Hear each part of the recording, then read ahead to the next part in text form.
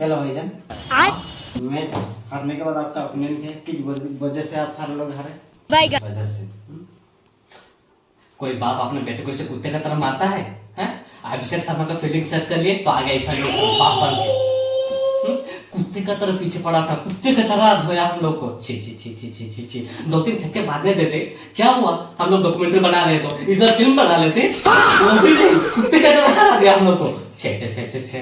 भाईजान आपका गोबरू किंग का बहुत बुरी का नाम मत लीजिए भाईजान। हम लोग सोचे थे वो डायनामाइट निकलेगा, वो तो चाइना बुक निकला, फुस होके चला गया। ये कोई तरीका होता है? छी छी छी छी भगवान। भाईजान आप गुस्सा कर रहे हैं। गुस्सा गुस्सा गुस्सा गुस्सा किस बात का गुस्सा होंगे हम लोग? बिरयानी खा रहे थे वो लोग दावत में, इसलिए हाथ बोलने पर आउट हो के चले गए। इस बात के लिए गुस्सा होंगे? ये खेल नहीं पा रहे, 9-1 से हम लोग पीछे हैं, इस बात के लिए गुस्सा करें?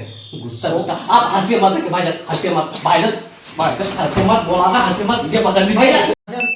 ये मुझे की भाईजान, भाईजान ऐसा आवाज आ रहा है भाईजान, भाईजान